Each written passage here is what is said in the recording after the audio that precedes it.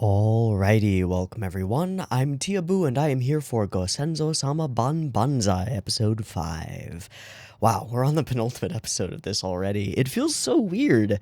This show, I had this thought just a little while ago, but each episode of this show simultaneously, and this is contradictory, but it simultaneously feels like a much longer 45-minute OVA and also like a much shorter, like 22, 23-minute episode of an anime. But it's actually a 30-minute thing. I don't know how it does that, but it keeps doing that. I don't know whether that's genius or insanity or some weird combination of both, but it keeps happening and it keeps working.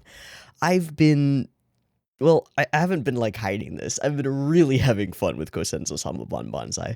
Last week's episode was no slouch either. We had the full performance music video thing by what's his face, and it was amazing. Along with a ton of what I now know is full limited animation by what's-his-face and is just bonkers amazing for some of that character stuff. And all of the ridiculous conversations and fourth wall breaking and speaking to the audience and indicting the audience for particular beliefs and ways of understanding media and particular expectations about the nature of stories and positing things that I still don't quite understand, but that are at least interesting and thought-provoking about the nature of storytelling and, more importantly, the nature of reception of stories and the way that we label things as great depending on fulfilling particular parameters as opposed to the actual emotional impact or other qualities of the work. It's a number of interesting things coming through Gosenzo-sama Banbanzai, but then it's all wrapped up in this ridiculous, colorful, cartoony, weird wrapping paper that's odd and breaks norms and just tries to be weird for the sake of being weird, but also for the sake of expressing art. And what? What is this? And why haven't I seen it before? And why doesn't anybody fucking know about it? This is really cool, and that's all I have to say here. Basically, I'm out of steam already. I just want to watch more of Gosenzo-sama Banbanzai. I want to know what the next bird bit is at the beginning. I want to know what's his face doing the voicing for the narrator at the beginning is going to do for that bird. I want to know how that's going to potentially relate to the story that we actually hear and figure out as we go along, oh, it relates like that. And try and predict what we're gonna end up doing. I want to be flabbergasted, jaw-dropped, dumbstruck, and stupefied by whatever Murata Bunmei does next, because he's ridiculous. So, in the last episode, we sort of reunited our whole family. They apparently have 5 million yen, which they could then use to pay off the debt that they now have toward what's-his-face, but I don't know if they're going to do that or just run away with the money or what. Whole family's together, not super happy about being together. Some of them. Some of them are. Some of them aren't. Tomiko's really unhappy.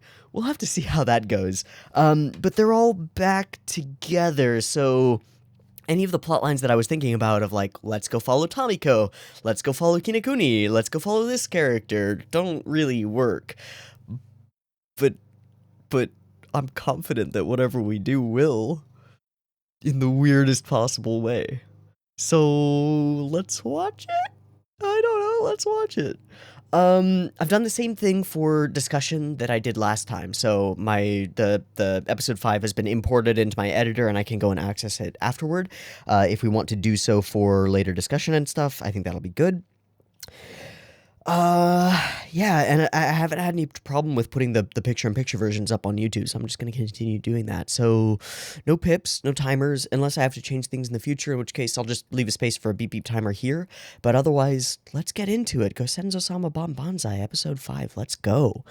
Beep beep timer, if there is one.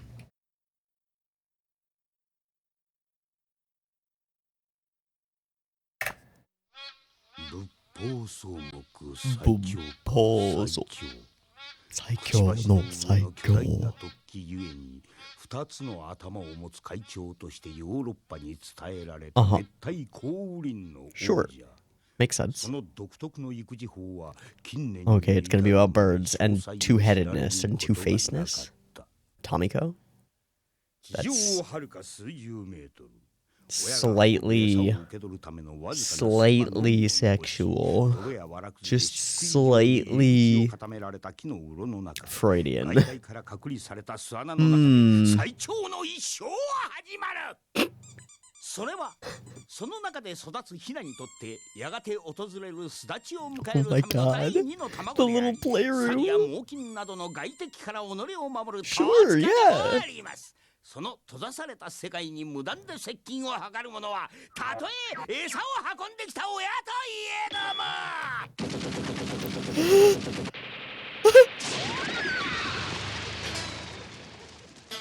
親はその独特の羽音によって自らの接近を知らせ、子はその鳴き声によってそれに応える。 Okay. 育て養われる間柄なればこそルールを But also 必要 to と all するのは creatures, 鳥ならぬ yes. この世にあっても同 Right. じこと。 Rules between parents and children. Oh shit. He's growing up. He's growing up. He's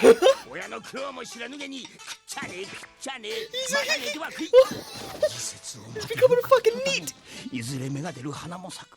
桃栗3年かけ8年、梅は水とて13年。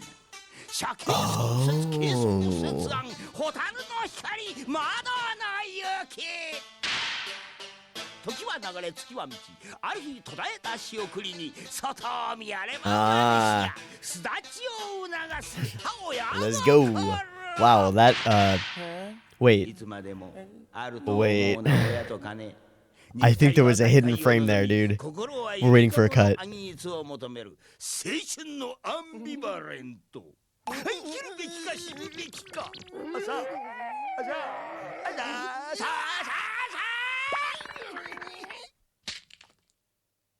Oh, we're just gonna wait for the whole bit to be over. そして今、自らの手で殻を破り、現実へとその第一歩を記した若者の目に映る世界とは。 Big.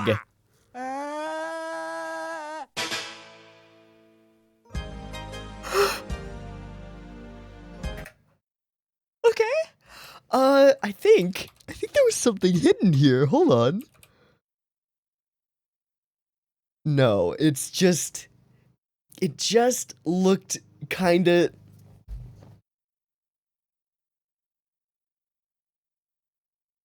I think I just have a dirty mind. Because as soon as this frame faded in, if you just ignore the hair, that's a penis. that ear, like the place where the ear line is, that's the tip. You see it? You see it. I know you see it. Don't pretend to not have a dirty mind. You see it. So when we fade in, like, okay, the thing that I noticed was the mama bird's in like dominatrix gear and the dad bird's in like a man thong with a boner. What the fuck? So I'm looking at the dad bird, I'm like, wait, what? And then it's at that point that we fade in and it's immediately over it. It's right there. It's like a match. I don't believe it's unintentional. I don't believe it's unintentional. I think that's intentional. I think they're fucking fight clubbing it. I think Oshii is fight clubbing it and stuck a dick pic in his anime. I really do. I really do.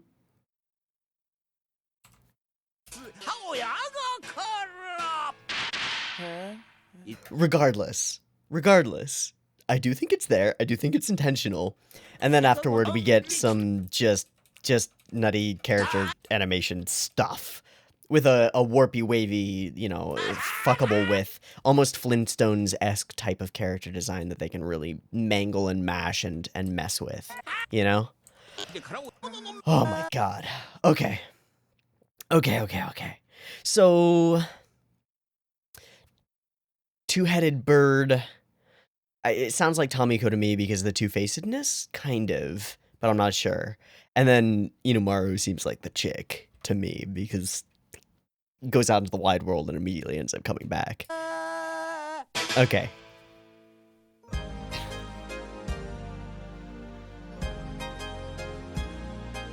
This is a show that exists, and it's there, and we're watching it. That's my commentary. I do think, because the recording cut, I do think that there was an intentional penis slipped into that frame. I really do. I don't think that was unintentional. It's too on the nose. Or on the dick. It's too on the dick.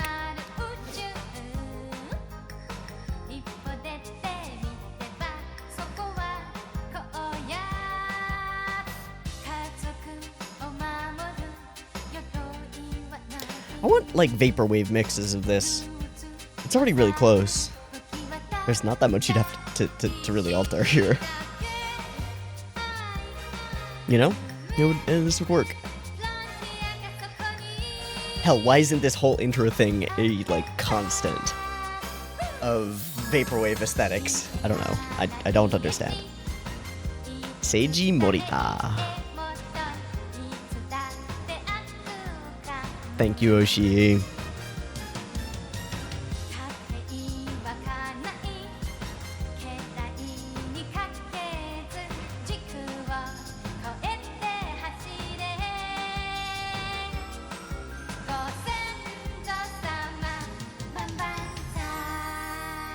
Gosenzo-sama.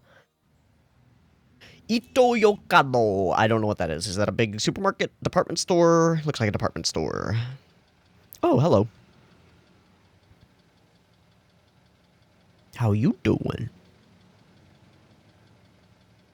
Wait, this is not stage play-esque.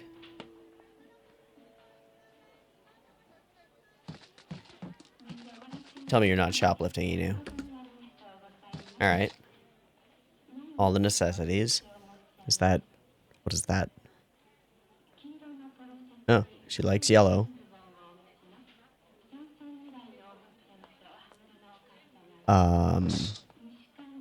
Wait. What? Oh! Oh my god, they're team shoplifting. Beep boop. Oh, my little food baby. Okay, and it's a Coke, because of course it... How was that animated? Running time!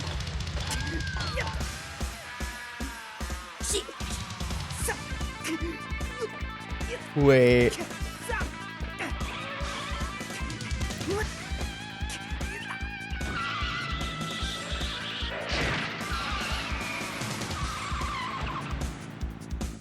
Doji. They've become a heist squad! With the fucking detective! Where's Kinekuni? 今夜は白いシーツとシャワーにありつきたいもんだ。そうね、モノ軸やキャンプハイヤーはうんざり。まあ、出たとこ勝負ですね。I feel like those glasses are kind of familiar, and this music is super familiar, but I have no idea why. I feel like we're leaning into something. This is also the least stage play-esque. Now we're in a stage play. There's a setting. Okay.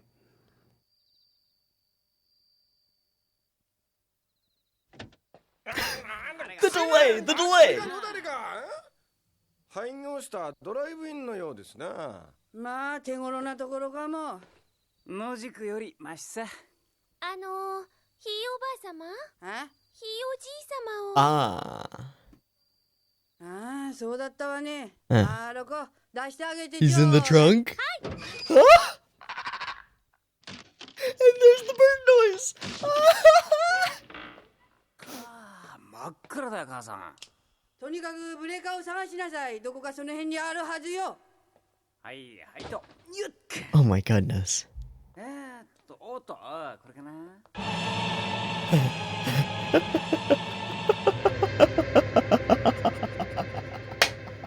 あら、ちょっと素敵なとこじゃない？じゃあ今日の泊まりはここで決まりですな。なら早速飯の支 Why 度 did that get me? Why did that get me? Why did that kill me? Oh my god. Oh.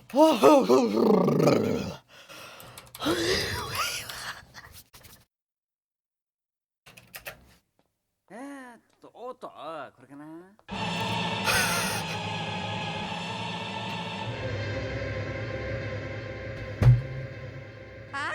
ちょっと素敵なとこじゃない What? じゃあ今日の泊まりはここで決まりだな。なら早速飯の支度でもするか。おいマルコ。はいおじいさま。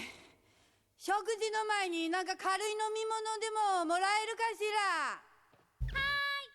ひいおばあさま、ただいま。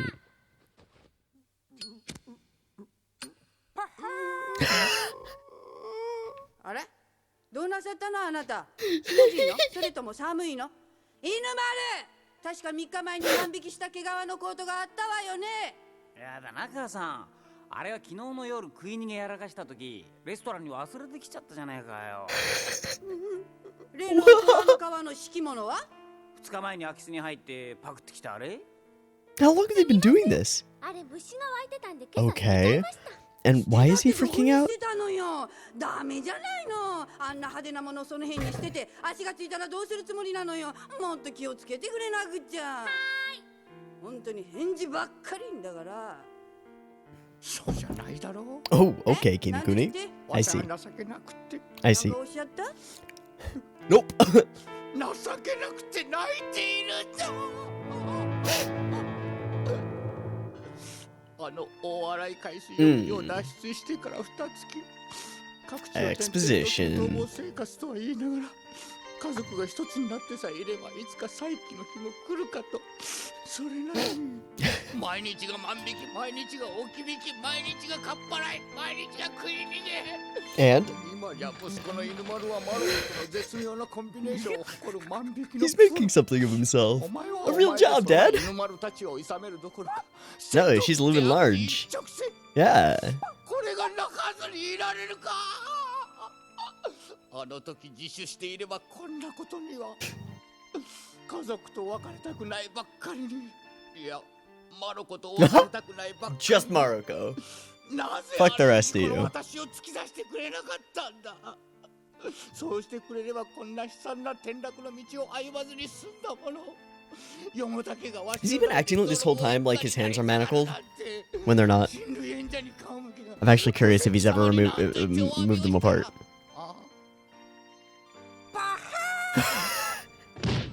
That's 3!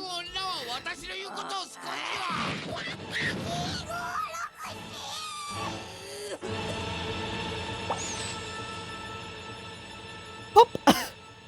家貧しくして親をいれば禄を選ばず。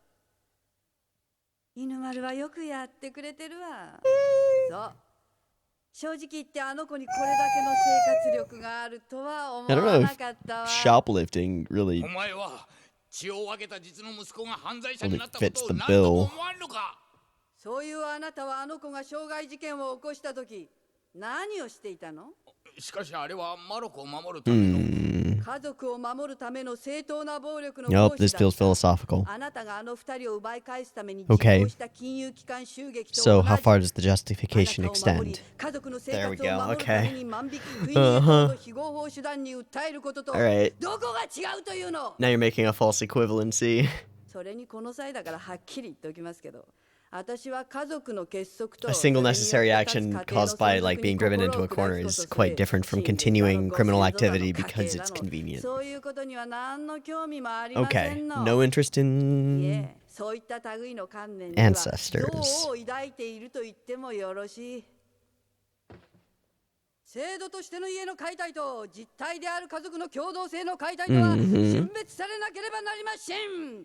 たとえ社会的存在としてのよもたけが法の名のもとに犯罪者集団の Still functioning as a family. 徹底的な弾圧を受けようと一致団結してこの Yeah. 自らを家族として実現し続ける限り But how much do you value staying together as a family over, oh boy.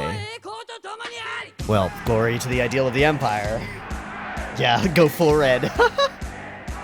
And we got the chance. Okay.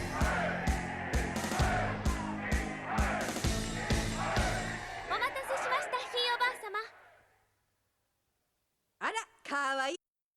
Okay, they didn't just go for Japanese glory to the Empire. They went for full Nazi Sieg Heil. Oh.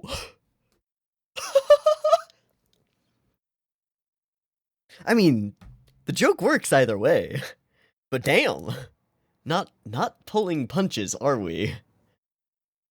Jesus. I really thought we were just gonna go glory to the ideal of the Empire. But that's Nazi Germany.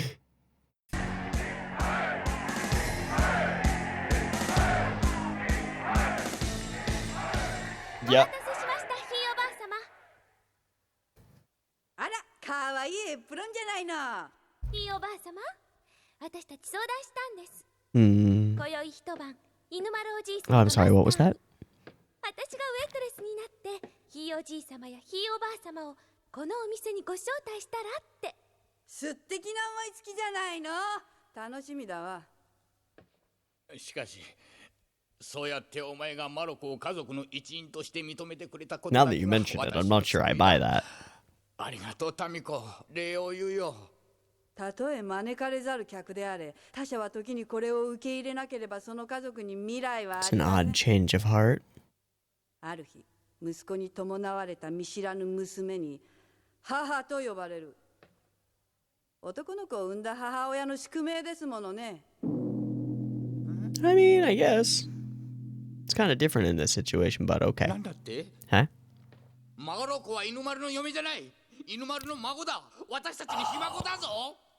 その She's in 娘の full 正体 denial. は何であれ、結局家族の一員として受け入れるしかないのであれば、ひ孫だろうと娘だ I ろう think と it does, 私にとって actually. I think it 大 makes 差 quite a ない bit わ of a いずれ difference. 時が答えを出してくれる問題よ。少なくとも生まれてくる子供は正真正銘あなたの孫よ。 No! そんなことが。怒らないとどうして言えるの。 Because that's fucking weird, dude. 私にはようやく分かってきたわ。 Oh god, she's losing it. 常識的範疇を Okay, はる never かに mind. 超えたストーリーの中で We're going for the 親だの absurdist chat. 息子だの孫だのひ孫だの好き勝手に呼び合って家やら家族やらの危険 Right. 極まりない観念をもてあそんだドラマがどんな結末を迎えることに I な doubt る that you か。 can. Because I ここま can't. で来たらこのいい加減な物語に最後まで付き合うしかないわ。近未来からタイムマシンでやってきた孫娘なんておよそ信じがたい設定を願望のままに受け入れたあなたたちが追うべき。 Okay. これ Okay. が当然の報いなの。 Okay. You know what? I'm gonna take that. I'll take that. Now she's gonna continue, and that might change the context of what she just said. But I'll agree with that. Because this goes back to what we've talked about the... Actually, I don't know if I've talked about it on Gosenzo. Shit. About the contract created between creator and audience. Like, when we entered this story, we were told pretty flatly, pretty straight out, that this is going to be ridiculous and insane, and this is a story that has as its foundation the idea that a grandchild came from the future via time machine that she can't explain in order to meet our characters and make her family happy. That's a ridiculous assumption, and so from that, because we accepted that assumption from the outset, we kind of can't complain about the other absurdity that this story goes for. We've already got a premise that doesn't make any sense, so why would we expect a legitimate, logical, causal link or causal conclusion to stem from a premise that is not legitimate or logical in the first place? That actually works for me. That's one of the first arguments that they've had about this kind of thing, that it just like clicks. I'm like, yeah, all right, sure, I will take that. And from the perspective of the creator, you've bought into our contract without reading the fine print. I can do whatever the fuck I want. Ha ha. Basically is what this says. And I agree with it. I agree with this because we did. This is very much unlike the situation with Chuunibyou this past week, where we buy into a specific type of contract and the creator takes it in a direction that's not only unexpected but undesirable, and then laughs at us for expecting what they promised us. This is the opposite. The creator did not promise anything. We signed the contract, and now we're in for the ride. Get wrecked. I'm down. Yeah, I'm down. I'm in.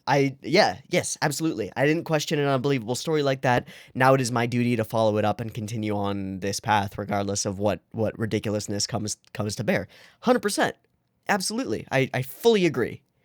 Cool. All right, continue, Tomiko. Please continue waxing philosophical. これが当然の報いなのよ。まあ難しい話はそこまでにして、そろそろショータイムだ行きましょうや。To steal more? やかましいんだよ。大体部外者のくせに人んちのドラ Yeah, マ why are に you つま still ずい here? つまとう The つも fuck? りだ。 Unless he's secretly a member of our family somehow. それに私には真実を見極める義務がありますから、なんなら役割と言ってもいいですが。Right. 真実 You about to wax philosophical as well? We gonna drop your background out? この巨豪の家族の物語にまだ残されてるかもしれない真実。 Okay, there may be a seed of truth buried in all of this fiction. Tatara Banai. And Yamato Tamiko, please, yes! 唇が 愛はつ黒い瞳に浮かぶ今は嘘体潜ませ隠し撮り人生望遠レンズは露出の香りパトローネパトローネ男はいつわりにパトローネパトローネ夢を見るパトローネパトローネ女は真実に Oh, Tatara Banai.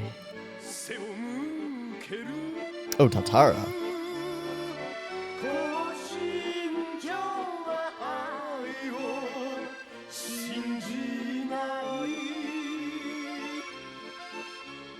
Oh my gosh, she just little sway to it.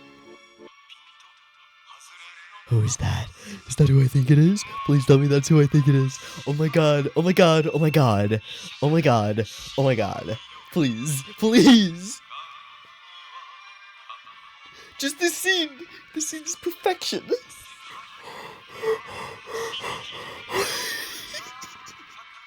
Wait, no, that's the other one.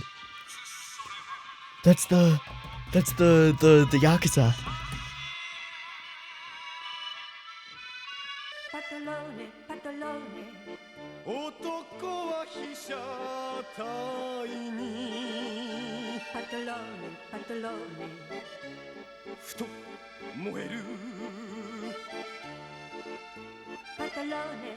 Oh my god, just that loop is so good. Somebody needs to gift that.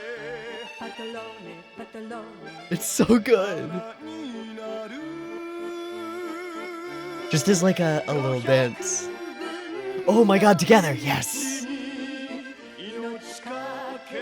This is so good.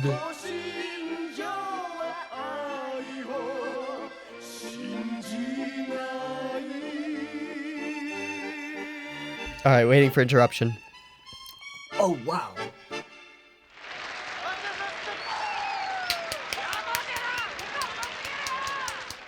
Those are not their names. I think those were the names of the actors, right? Okay. Alright, hello.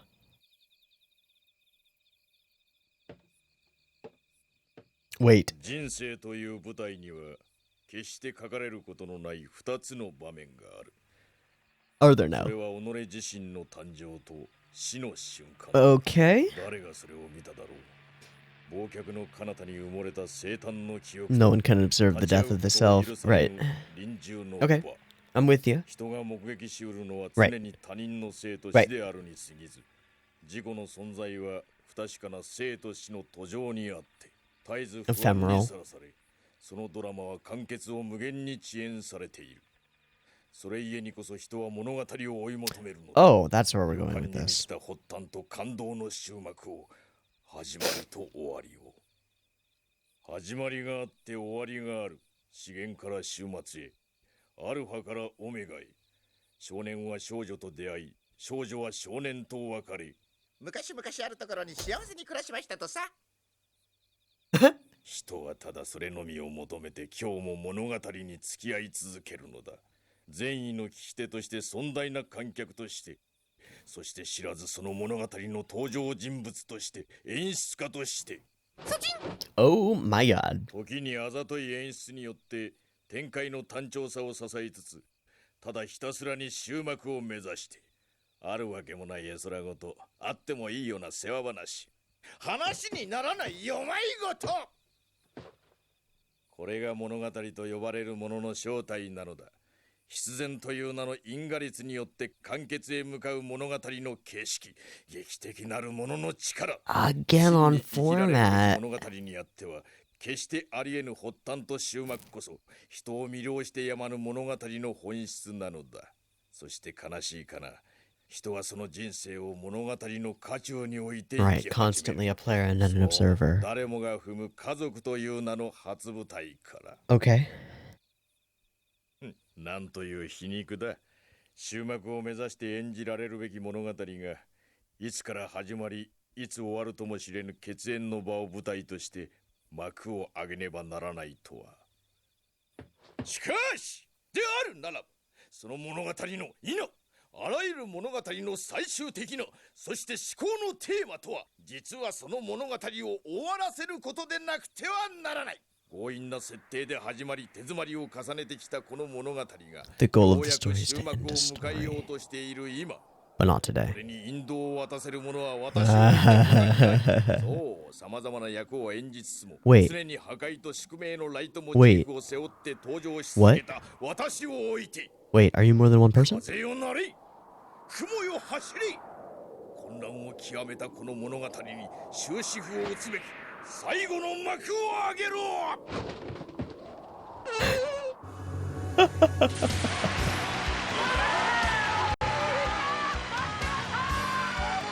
We just looked at the backdrop.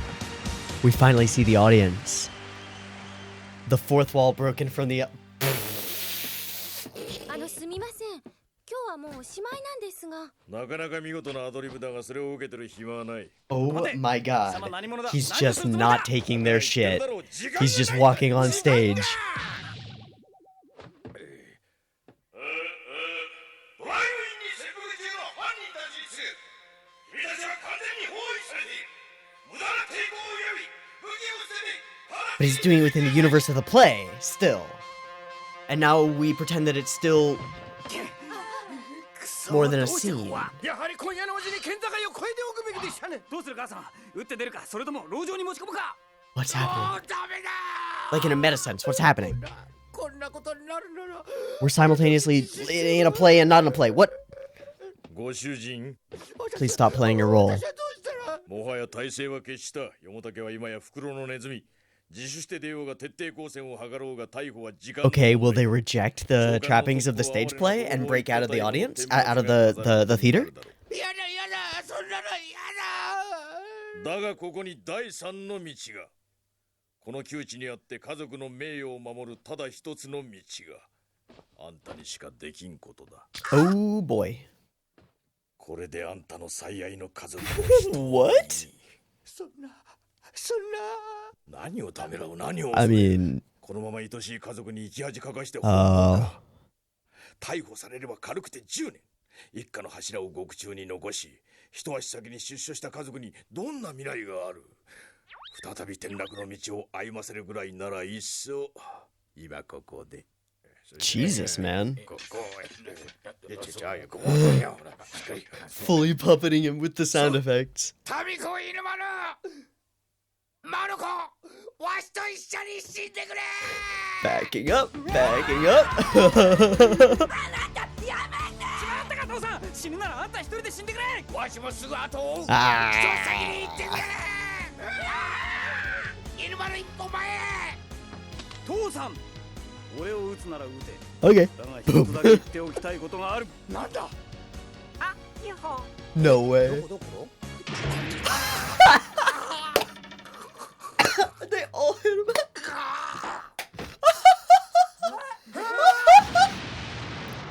He was trying to destroy the family by... Is that the time machine?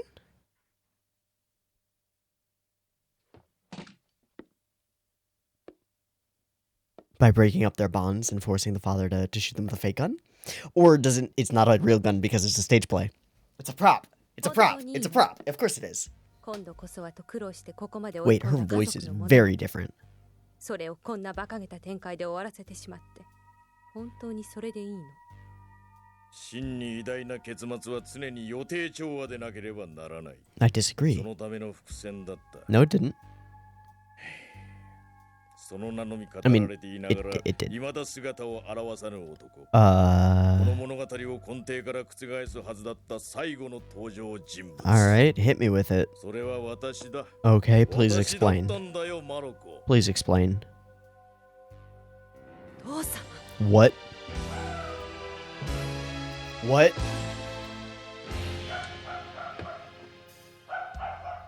私がやってきたのはタイムパトロールとしての職務を遂行するためではなかった。お前をご先祖様に分けても私の父であり、お前の祖父であるあの男に会わせぬために。なぜです。一体なぜ私がおじい様に会ってはならないのです。あまり話したことはなかったな。私の母、つまりお前の祖母にあたる人のことだが。と Uh-huh. ても変わった人だったとか。 Was she you?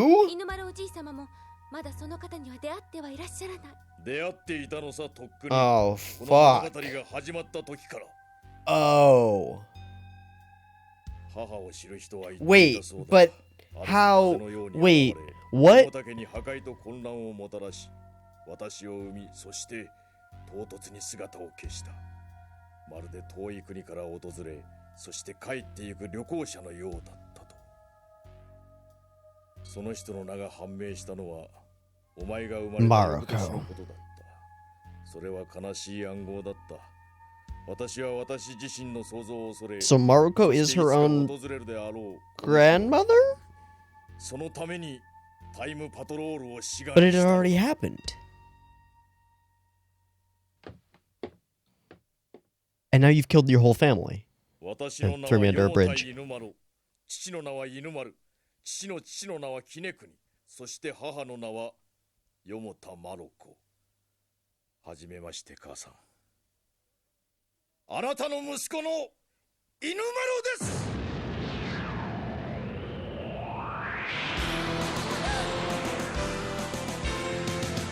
私はあの荒廃した海岸で来る日も来る日も考えていたよ。自分の娘から生まれた父として、自分の母を育てた息子として、この呪われた血の循環をどこで断ち切るべきなのかを。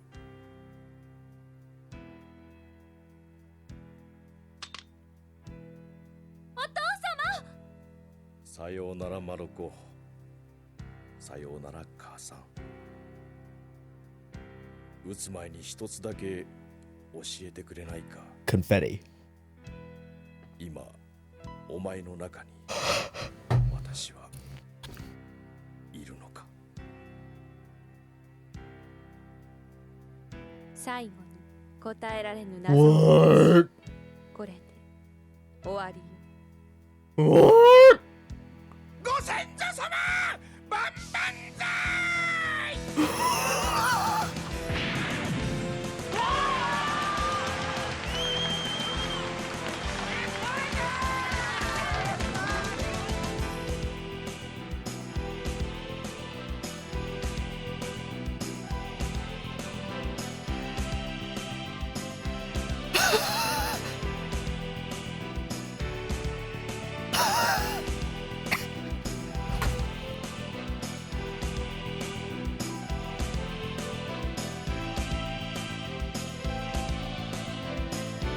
This is the best thing ever. This is the best thing ever.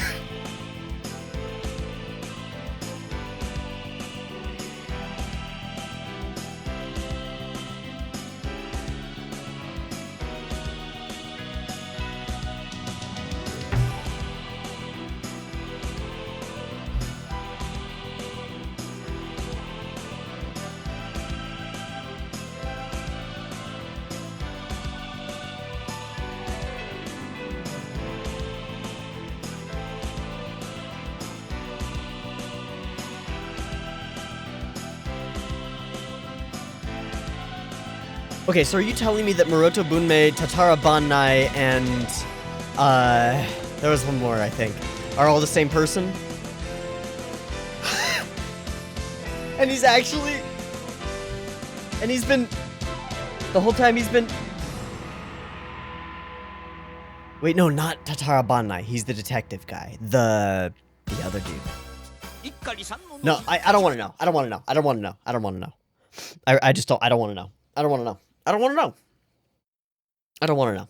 Okay, I'm gonna switch over to my editor so that I can go through this episode. Give me a minute. Okay, while I'm doing this, because it'll take a little bit of time to open it and everything, because it's a big program.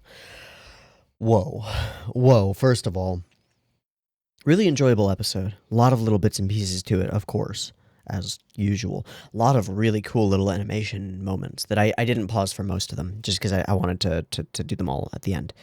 And really just wanted to pause when shit screwed with me, which was a lot. Sorry, basically everything that was in my brain before the reveal at the end is now no longer inside my skull. I'm positive that I had things to talk about like the first half and overall thoughts about the episode as I was gathering them and going through the episode. They're all gone now. All that's in my head is like, what the fuck is this timeline shit? How did we, what?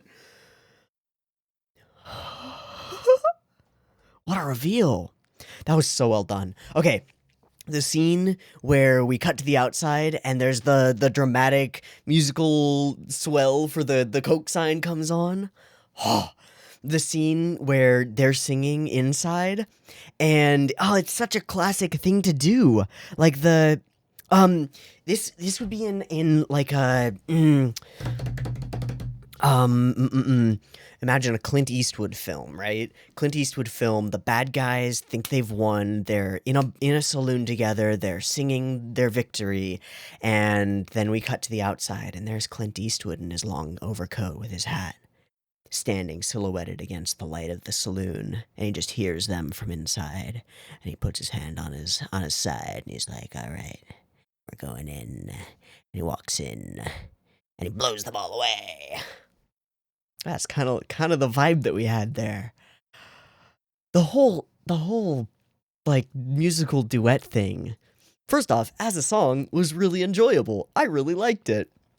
That was super sweet. Second, just some of those animated loops, especially of Tomiko swaying and then singing along, and just the character acting on the two of them singing together and like getting emotional about it and doing the thing that singers do in duets where they like link their arms and speak into each other's mics and get really close, but not really, because not really. Oh my god. Or all of the times that Tomiko goes "Pa!" and just puffs smoke rings to which starts out as just a thing and then ends up becoming like a way that she scoffs at other people trying to say something. She's just like ignoring them, especially Kinokuni's like, but we're dying here, and she's just like, bah! I don't give a fuck, I'm smoking here. Yuho! We used Yuho again, what the fuck?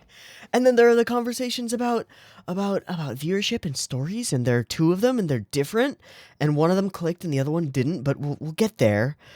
I think I need to... Okay. There are some things that I need to edit up a little bit.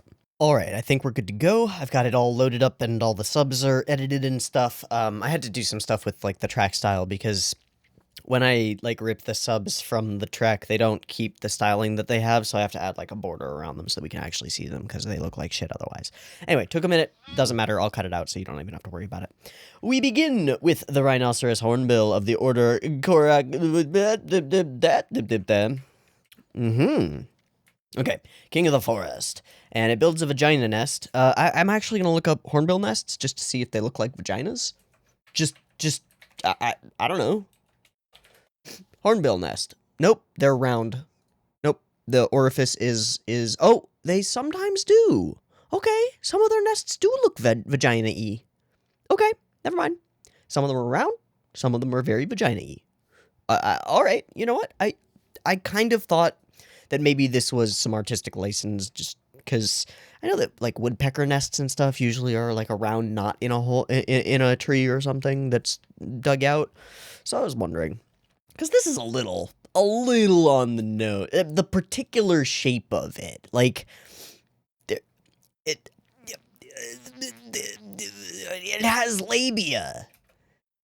You know, there's a little bit of extra there. Okay, anyway, regardless, in we go, and we meet our first hornbill, and apparently, hornbills equip their children with machine guns, which is cool. I mean, it's a really cool cut.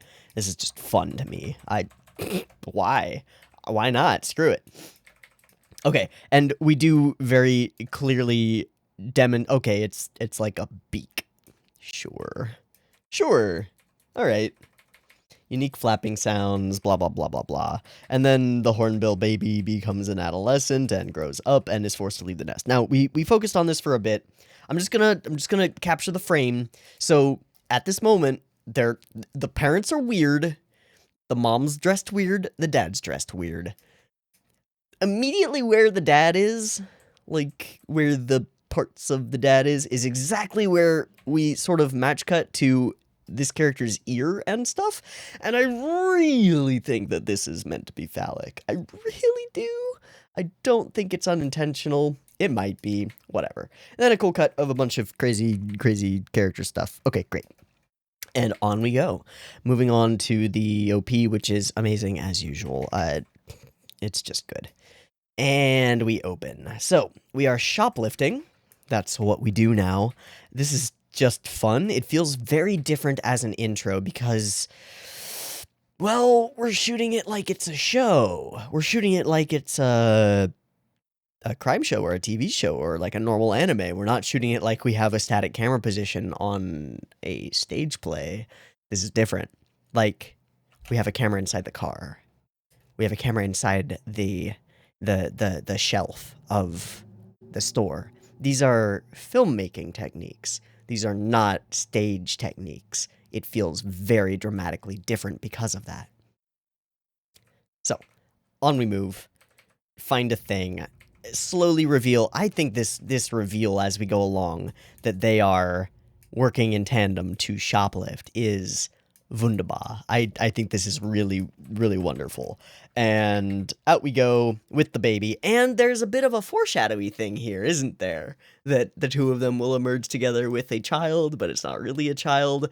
And the thing that falls out of her belly first is the Coke can. And it's super emphasized and super dramatized when it does. Hell, let's turn on the audio for this. I think we need to. Great cut. Clong. And it's a fantastic shot of it. Like, again, there's no CG. They just drew this. It's really good. And that moment is the one that cooks their goose, that gives up the game, that lets the cat out of the bag, is the symbol of Bunmei. Okay. I didn't pick up on that. I like that. Okay, I remember this cut being really cool, so we're gonna frame by frame it. Oh yeah. Whoosh, pow. And away we go. And then a bunch of shit falls out as he just like leaps to the sky. And then away we go. Okay, and the music kicks in at some point.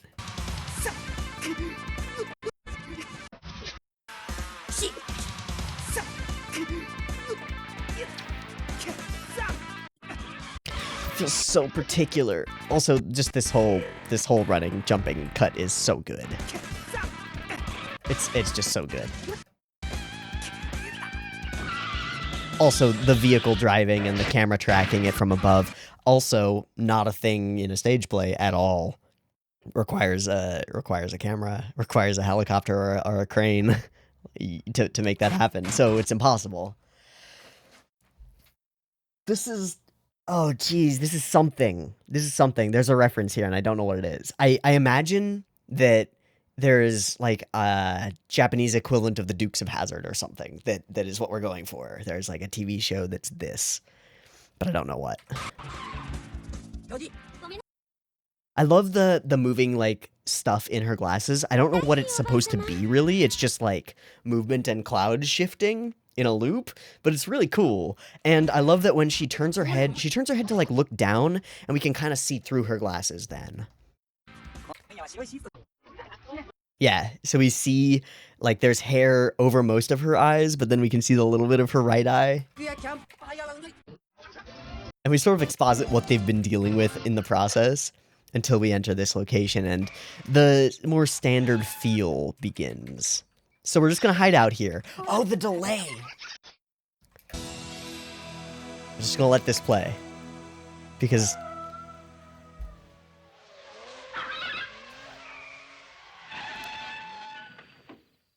delay, and then we talk.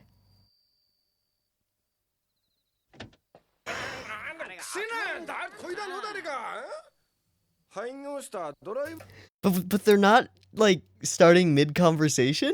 This is so fun. It's so bullshit. It's so bullshit. They're not starting mid-conversation. It's not like, and then I said it was the metric system. Ah ha ha ha! Right? They begin talking and they're all just like they're all what's it called? It's like wallowing or something. Walla. Yeah, not wallow. Walla. Right. Okay. So, yeah. Okay. So, in American radio, film, television, and video games, walla is a sound effect imitating the murmur of a crowd in the background. A group of actors is brought together in the post-production stage of film production to create this murmur, and they're known as a walla group. So, yeah, they discovered in early radio that having several people repeat the sound walla in the background was sufficient to mimic the indistinct chatter of a crowd. Now, they usually use random real conversations and words and little maybe tiny scripts and bits of accents and stuff to create more things like that, right? Apparently it's known as like rhubarbing in the UK, where they would say rhubarb. Or peas and carrots, or watermelon cantaloupe, or natter, gromish. And it's sometimes turned into an in-joke because, like, if you make it very clear that your actors are wallahing, it's kind of like, oh, okay, nobody in that crowd is actually saying anything. They're all just going walla walla walla walla walla walla. But what we have here in this moment is the feeling like we're waiting, and action. Okay, let's go back just a little bit more.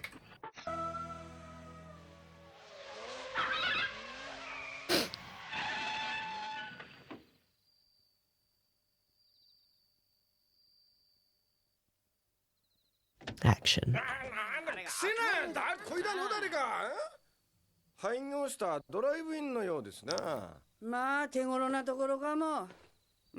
Wow. Okay, if I just keep playing, I'm just gonna keep watching the episode again, which I need to not do because that's too much. That's okay. I'm just gonna fast forward. All right, Kinokuni in the back. I love the weirdness. Okay, first off, I think that the choice to have this weird like grate over things is really interesting. I don't know what it is about this, but I think it's neat and different and doesn't need to be there, but it is. Also, the detail on the light moving around is fun. And then he goes ahead and hops this fence, and that's pretty cool. And down we go. And then there's this, which is maybe like my favorite thing ever. And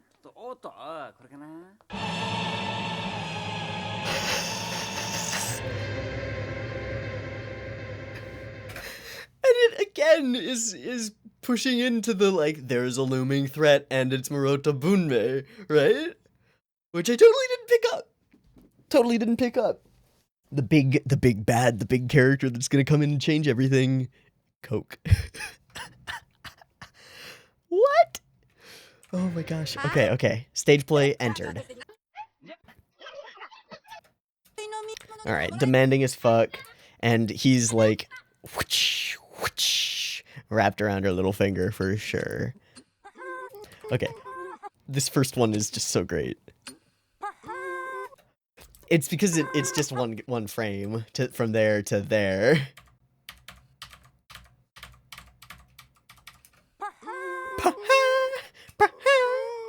And then he's just like,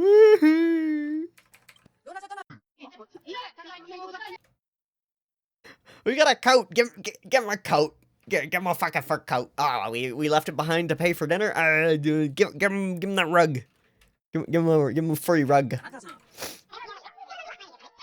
And yeah, he's freaked out, crying from shame, and we will eventually use that as a thing. Oh, does he ever remove his... Oh, he does. Okay. That was what I wanted to know. Does he at any point move his hands more than like 2 inches apart? And he does. That's too bad. That's too bad. I think this would have been fun symbolically if he acted as though he was handcuffed the entire time, even though he's not, because he's psychologically bound by this, right? He feels restricted and restrained.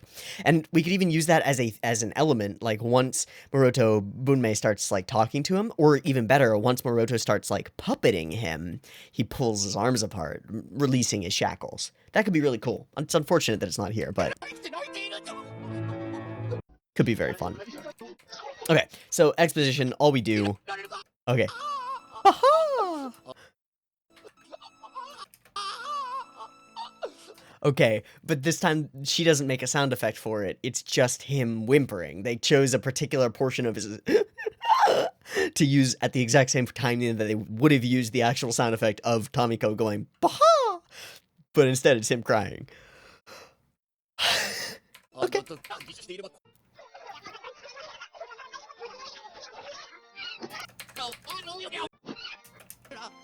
And then she screeches. Ugh.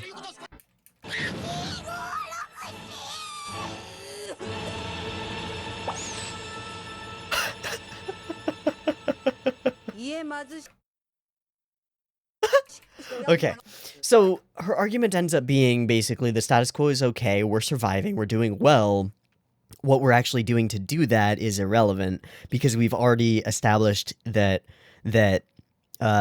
illegal or immoral activity for the sake of maintaining the unity of the family is acceptable within the bounds of our existence, especially as performers on this stage, because the stage is the family and blah blah blah, blah complicated. Okay. Not quite.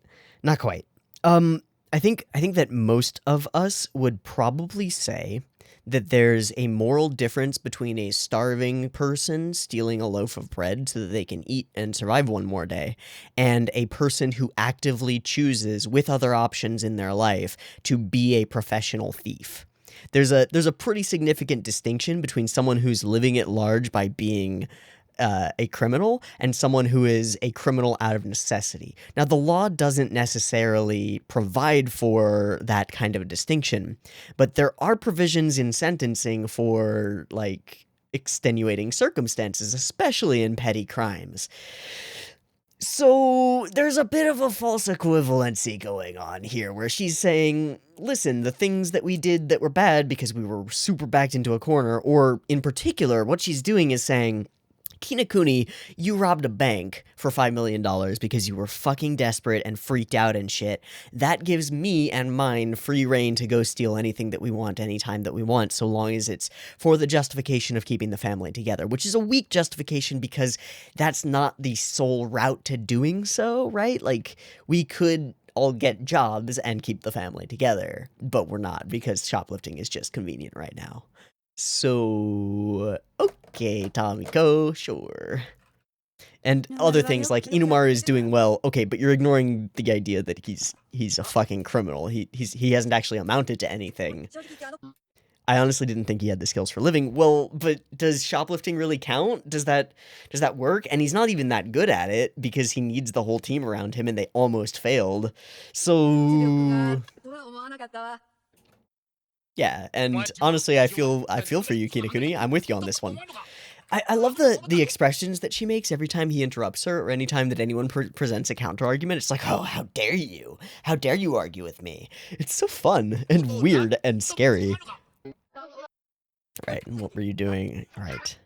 So this is the thing that she entraps him into, right? What were you doing when Inumaru hurt someone, right? Okay. But there was a justification for it. He was protecting Maruko. Maruko matters. And she's like, yeah, well, I'm protecting the family. We got to keep shoplifting to survive. The thing is, like, did we have another option in that moment when Maruko was physically threatened? Not really. Do we have another option now? Yeah, obviously. Of course we do. Of course. There are a million options. We could do anything.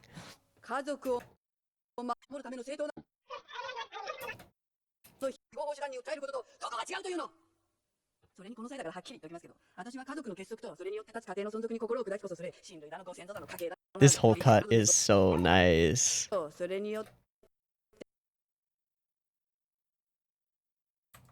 Look how fluid her motion is, and the way her hair just very slightly bobs with each step.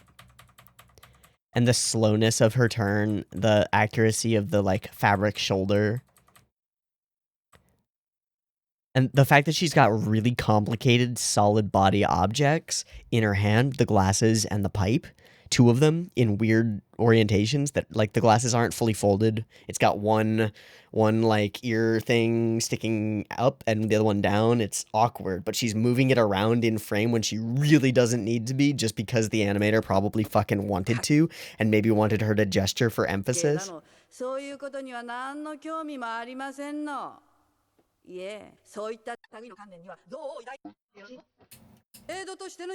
Then she breaks the wall, turns to the camera, speaks to us directly.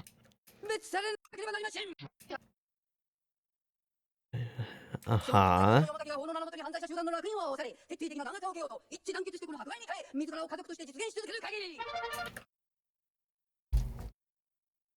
Full in on reckless idealism about the family. It's kind of the opposite of some of her previous thoughts. That's super interesting. Okay. So we've gone over this. I don't agree with most of what she's saying. I think it's fraught. I think it's self-contradictory in a pretty significant way. And just like founded on a false equality. And then we have the straight up, these are taken from some of the footage that exists in history of Nazi rallies, like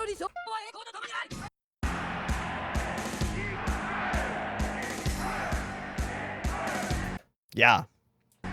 We paint her fully red until we move along, and Mariko brings her back to yellow. And she's immediately, like, friendly about it, which is so weird. Oh yeah, this cut. This cut was also amazing. I wonder, maybe the same person. Now, it's further away, so it's less detailed. But the general smoothness.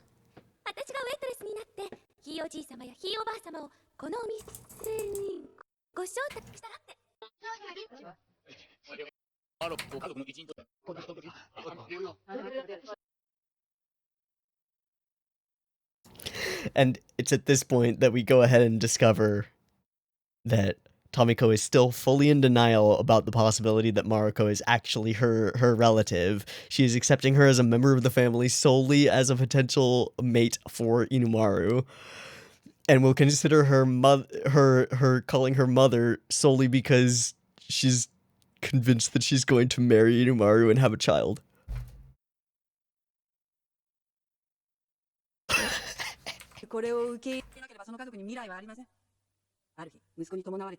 This is the fate of every mother. So she's resigned herself to not be convinced at all.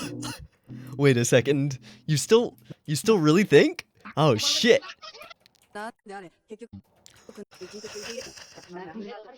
It makes quite a bit of a difference. And no. And yes, and also foreshadowing. Because that means that Murata is gonna be your grandchild. Okay. So now she turns to the camera. Far beyond any signposts of reality and common sense. Fair. And this is in direct opposition to some of the conversations that we've had before about realism and all that jazz. We're way beyond that shit. We have delved deep into the abstract. There is no return. We need to satisfy ourselves with this and be okay with not having answers. Necessarily. Sure. More than even you know. No, you can't. Not at all. We'll have to stay with this rotten story to its end. It is our duty. Because you didn't even question an unbelievable story like that. That one, indicting the audience, is good. That's good. Yeah, I think she's fair. I think that entire point is pretty much entirely fair. And, I mean, it's something that we've been baited into and tricked into, right? And I will fully admit to have been tricked into it. Good job, show. You got me. You got me. Well done. Well played. Okay.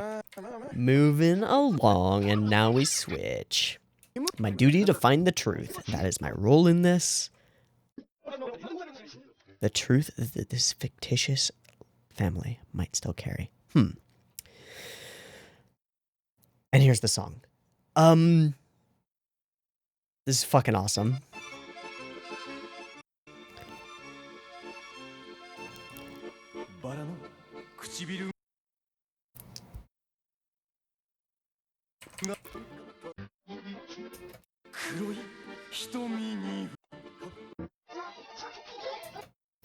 I'm gonna skip through a lot of it. We can't watch the whole thing.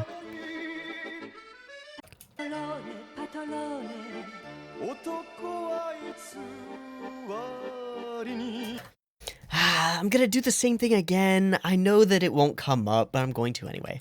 Detectives do not dream of love. Gosenzo. Singer is Koichi Yamadera, Machiko Washio. Which is why the audience screams out to them, "You're so good at this, Yamadera. Great job, Machiko." Holy shit. The only issue is that there's no way to know if this is based on anything. You know?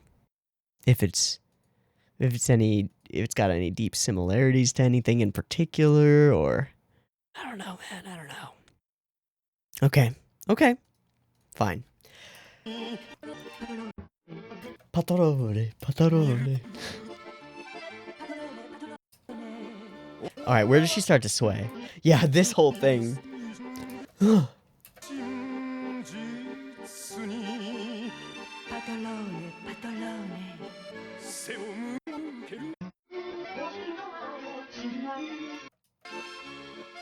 Okay, how does this cut work? So she dips and then sways. Up, dip, sway. Now, the reason that reason that I'm so interested in this is because I don't think I can physically watch this portion of this without swaying back and forth the same way that she's doing. It's so just right and so just like right on the beat. It is the perfect, like exactly the way that I would sway to that exact same melody. Right? Let's just go through this a little bit. Just the hesitation at the end. It's perfect. Okay, and then this is just even more perfect because we cut to the outside.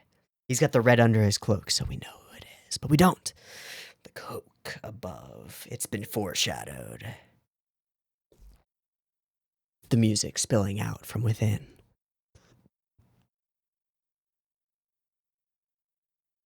It's fully Clint Eastwood.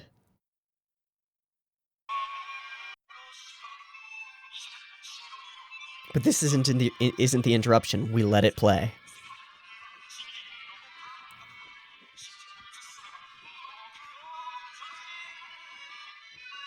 So I was curious whether that's supposed to be Moroto Bunmei or the Miyoki or whatever from the institution in place. Seems like it's both.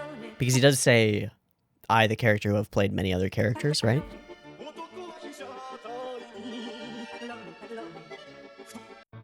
Okay. We'll move him faster. Oh my gosh.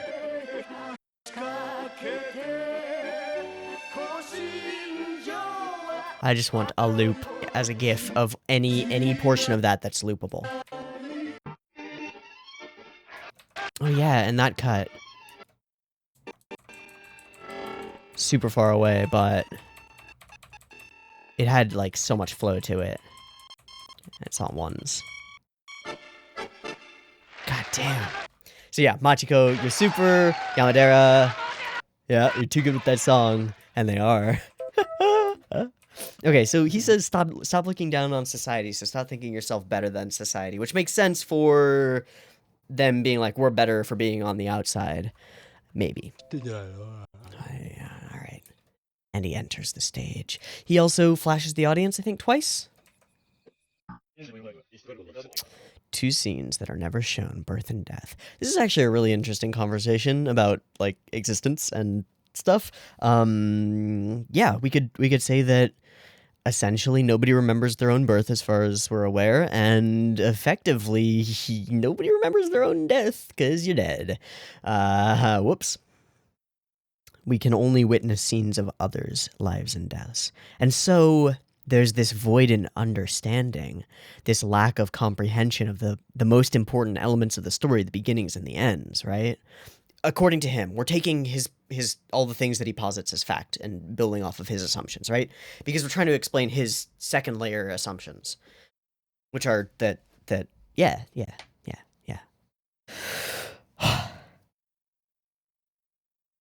So we have this void inside of us, and it is to fill this void that we seek out stories which always inevitably contain both a beginning and an end, and stories which are inevitably driven toward their end by their beginning. I buy this. It's weird. It flies in the face of some of the conversation that we had about great stories being only great because of their structure and format, and we kind of bring some of that up again, but we're presenting what I see as a bit of a more nuanced take on it, because this take has a bit more of a, like, an argument to it. It's not just, this is the way things are. It's, this is the way things are, and we can use that to explain a piece of human nature and our interactions with storytelling and why we care about them, which is of much greater value when we actually draw an inference from the information that we present. It feels to me like a lot of the previous more philosophical little monologues that we've had have been just kind of like laying out information, laying out positions, like, hey, I think stories are good even if they're absurd. And it's like, all right, yeah, sure, okay. This saying, like, I think part of the reason that humans care about stories is because we lack a core element of our own stories, and we inherently know that that's lacking, and so we seek to live vicariously through safe stories because, well, this is a reason that I particularly like media. I think media is important. And we're going to get a little bit deeper than I think we maybe need to on this because I want to. Okay. Where to start this? Okay, I think that humans as sentient creatures are, without a doubt, as far as we ourselves know, which is very limited, our understanding of the universe is very limited, are, as far as we know, the most powerful things in the universe. For one reason. We change stuff. Actively. No, that's not where I want to go with this. I think that sentience, to an extent, has some degree of relationship with the ability to manipulate matter, and more importantly, the ability to simulate the manipulation of matter. That is, to create hypothetical pocket dimensions inside our brains. That is, anytime we think of, if I do this, what will happen, we're creating a pocket dimension inside our heads. Not really, but effectively creating a pocket dimension inside our heads that extends about as far as our own understanding of the universe, contains all the rules and physics and laws of the universe as far as we understand them, and only as far as we understand them, and maybe contains all the people that we know. And then we posit in that universe what would happen if the me in that position did X. So if we have a pretty good understanding of physics, then I come up with a hypothetical. I'm standing in the middle of the street holding a rock the size of my fist. What happens if I throw the rock the size of my fist at a window? Well, I can figure out what happens. If I think that I'm strong enough and I could throw that far, then the rock probably breaks the window. But we can go further than that, and in my quantum dimensional state, there's a lot more than that. Somebody owns that house, and they're probably not going to be happy with me for breaking their window. There are probably consequences to doing this. I can predict what's going to be happening, blah, blah, blah, blah, blah. Okay. That's my underlying assumption is that a large portion of the power of humanity is the ability to envision potential futures before they actually occur and then determine whether we actually want to do them safely. Because I don't have to actually go and break the window. I don't have to have ever gone and thrown a rock through a window to understand the ramifications of potentially doing so. And part of the reason that I understand the ramifications of potentially doing so is because I've seen that scene in stories. So the magic thing about stories is they allow one individual to create a quantum state pocket dimension that illustrates a set of behaviors, conditions, repercussions, the nature of reality as seen from one person's perspective, a whole reality. And then I can take that and I can compress it. I can't express it to you perfectly, but I can compress it into these sort of mangled things we call words. And maybe if I have artistic ability, I can express it through art as well. And maybe if I'm working with other people and we're aligned on this kind of stuff, I can express it through my art and you can express it through your words and somebody else can express it through their music and somebody else can maybe animate it and we can put it all together and create a fictional reality that demonstrates truths, that demonstrates an entire vision perspective of reality that we can then transfer to another person and they can take and go, oh, that's an interesting hypothetical pocket dimension. I'm going to add it to my list of things that I maybe know about the universe, and then I can factor in elements of that to my future decisions about the future. That's powerful. So, when he's saying that people live vicariously through stories to understand something about themselves and their nature of existence that they maybe don't, I go, yeah, that makes a lot of sense to me because that's fundamentally part of the reason that I consume stories. Part of the reason that I consume stories is so that I can broaden my horizons. I, as an individual human being, can only see, experience, do, actively act in, and like be a part of so many things in my life. I have limited time, limited existence on this planet, but what I can do is I can go and seek out the densest, most compacted, most compressed information about other people's experiences in life, hypothetical, real, fantastical, or not, nonfiction, fiction, fantasy, whatever, because whatever those are, they went through the filter of somebody else's mind and somebody else's brain and somebody else's understanding of the world, and so there's value and information in it. And so it adds to my own experience of the universe and adds a layer of lens that I can use or reject or argue against or incorporate or whatever into my own visions of the future. And what does that mean? It means that when I come across a situation that I've never experienced before but maybe seen something like it in media, I might have a basis for it when I didn't before. Right? How crazy is that?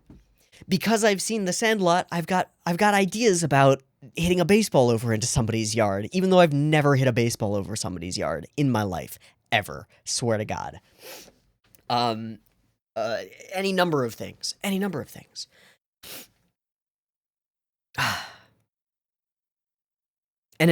it's more than that too, right? Like, even if it's reckless idealism, even if it's silly, it's still something. For example, I always come back to this one because it's so influential on me. Akagi. I've watched the first 4 episodes of Akagi on this channel. You can find them. Check them out. Akagi.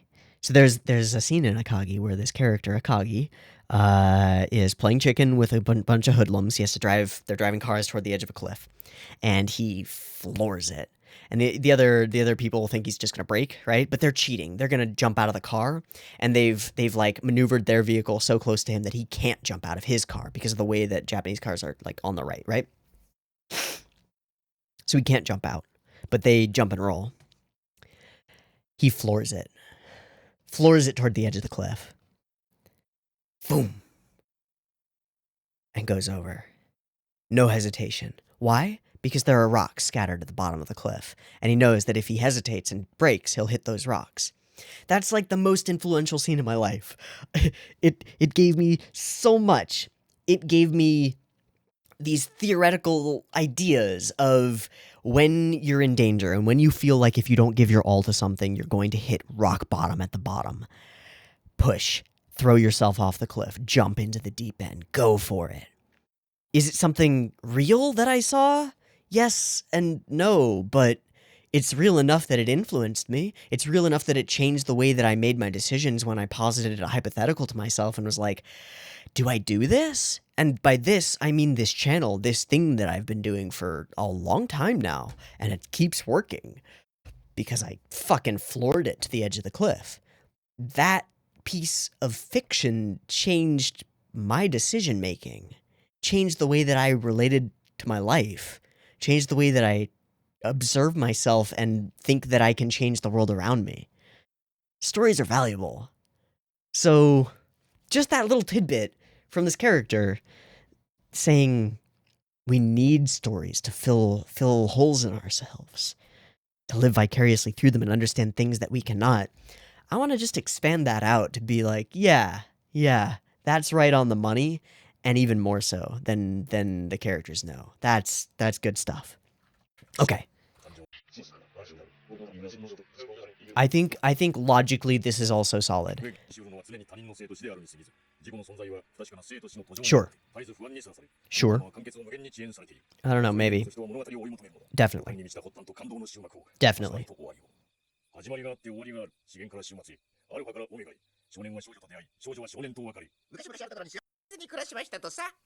Make fun of the joke.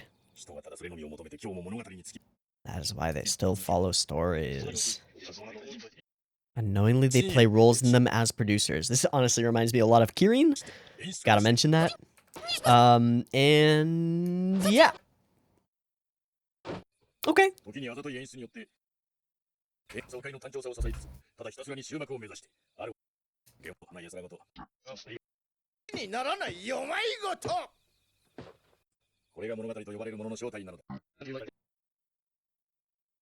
It is the format of stories that lead to their conclusions according to inevitable causation. However, we've established that the format of this story is anything but standard, correct? Right? And Tomiko expressed that earlier in this episode as well. We've given up all causation things. Causal linkage, pfft, who needs it? So, is his goal to lead this story to an inevitable conclusion impossible because the story doesn't have one? He thinks it does from his perspective, but I don't know.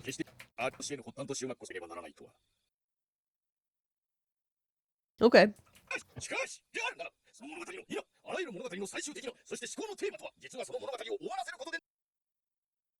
This is where we get to a weird jumping off point. Because it posits that the theme of every story is simply to end the story. And I don't agree with that on principle, but I'm not sure why it irks me. This is one that I think I could just like simmer on for a while. I'm going to leave it be so that we can move along. Okay? But just as a note, curious about that line.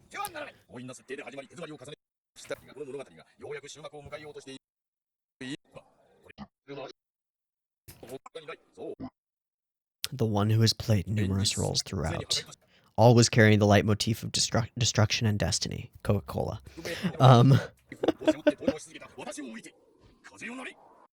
Now this. What is that? That's something.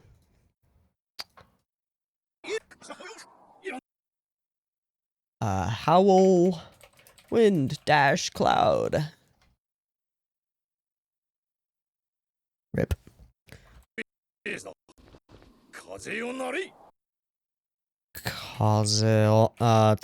Trans. Is it nori? Unari. There it is. Kaze unari kumo yo hashiri?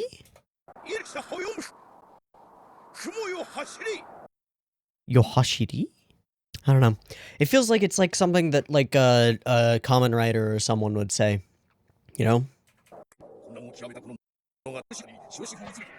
It also sounds like the kind of thing that a Shakespearean character might say, like, howl, wind, race, clouds, raise the final curtain and put an end to this story. And he does exactly that. And the final curtain is the stage setting, which he then squats, farts after we see his butt, because of course, and then we lift it up. And for the first time, we see the audience and the stage from behind. But then we play it straight as though he did not do that. He's just an entrant to it, and the background remains and falls back down. So he just enters the scene. I love that. That's a pretty good ad-lib, but I have no time to deal with it. I'm on a mission. I'm here to ruin your shit. So they're just continuing as though they're actors, but also not. And this is very fun, of course. Wonk.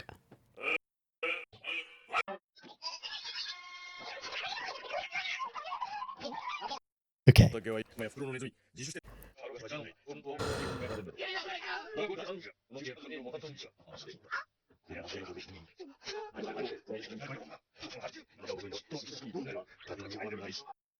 Is there a squeaky sound?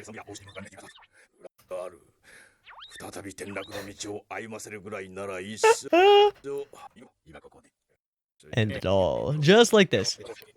Alright, right here. And, right, we're gonna puppet you. This is so much fun.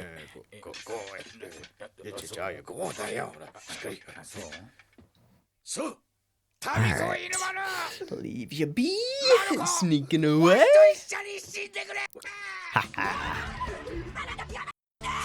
The music hits. Ha ha ha.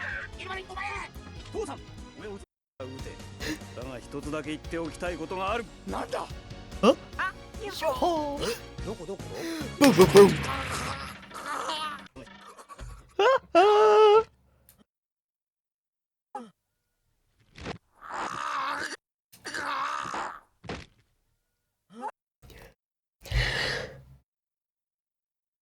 Okay, so is it a real gun though? It is real to them as characters, but not real to them as actors.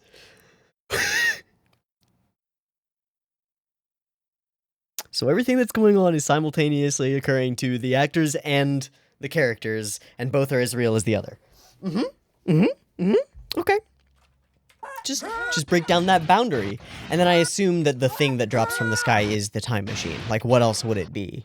Right? It's so weird looking. Okay, and then Mariko completely changes persona and voice. Are you fucking sure that you want to mess with this? Why? Yeah, this is so lame. You killed everybody, dude. What the fuck?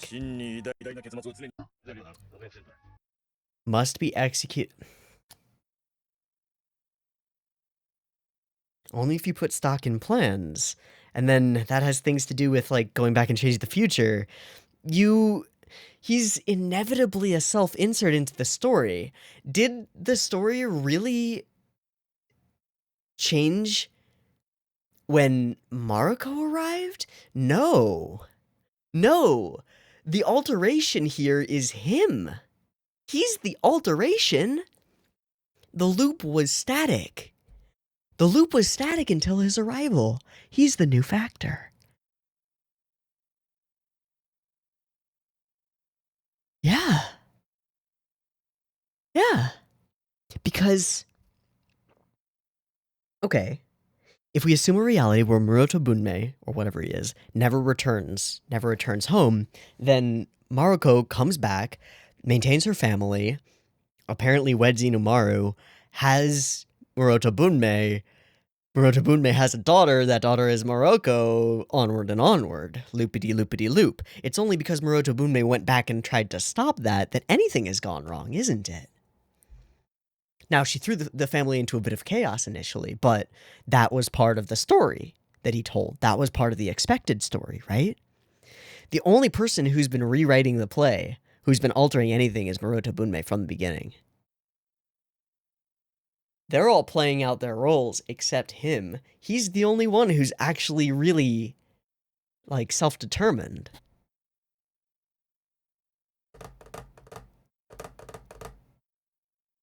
Whoa. Okay.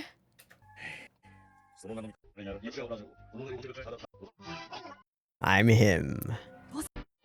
Bum bum. That's great.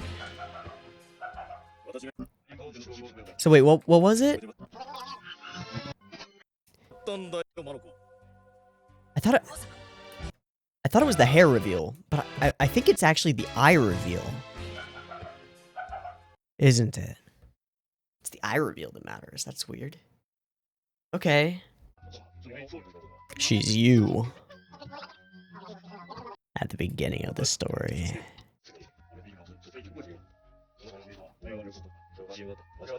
The year after you were born, so then he figured it out, and now he's back to fuck everything up.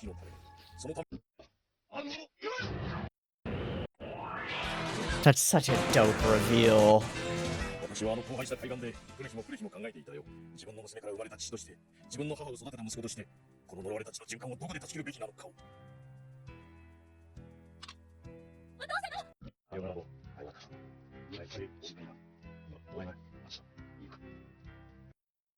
And then we break the wall. I love this. It's so Twilight Zone. Gosenzo-sama! Banbanzai!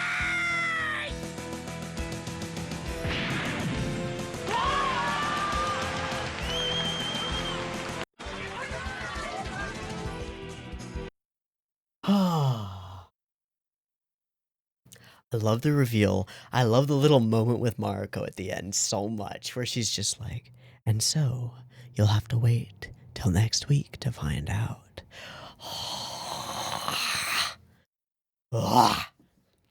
Okay, I think this is a pretty story-focused episode, which is cool. And for the first time, it feels like things are clicking. It feels like I'm getting what we're going for. Dude, this reveal though. Wow. I would have never seen that coming.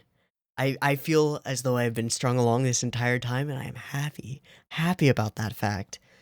Pleasant, pleased, quite content. Man, oh man, just another excellent episode of Gosenzo-sama that makes me think and gawk and makes me awestruck and dumbfounded and stupefied, and it's wonderful. Just for funsies, I think I'm done with most of what I want to talk about for this episode. For funsies, I'm going to go look on ANN, see if there's anything weird in the staff that jumps out at me. If not, then we'll probably call it quits right about here, so give me a sec. Okay, Koichi Hashimoto is the animation director for episodes 3 and 5, so that's something. Doesn't really, do much for my brain, but he's been, key animator and an animation director on a lot of stuff. And then key animators are all over the place. Let's see, Matsumoto, Murata, Aoki Mariko, Okawa, Ohara, Yamauchi, Yoshida, Takeshi Honda on episode 5 only. Really? Is that so, Honda Takeshi? Wonder what cut you did. I really do wonder what cut you did. Hey, GK. I love having people in my Discord server who care about Sakuga and are willing to investigate and find out about it, because it's so helpful. It's so fucking helpful. I really appreciate you. Mitsunori Murata. Mitsuo Iso was not listed on this episode, okay. Satoshi Saga was. Alright, lots and lots of people. Sound effects, recording adjustment, all kinds of things. Cool. Nothing super standout that's ultra mind-blowing. I am interested in what cuts Mr. Honda might have worked on. But we're done there. Another excellent episode of Gosenzo-sama Banbanzai. It's weird. I love it. I love it to pieces. I can't wait to get to the end of it. I'm really sad to be getting to the end of it. I honestly can't wait to rewatch it now that I've been through it, and keep an eye out for some of this stuff, because I'm picking up on foreshadowing within the same episode that I didn't pick up on, right? It's like, I can only imagine going back to the beginning with a time loop built story is going to be crazy. Wow. Okay. I think that's a wrap. I've been Teeaboo. This has been Gosenzo. I hope you've enjoyed it as much as I have, and I hope to catch you next week for episode 6. The finale. It's sure to be fucking crazy. See you there. Peace.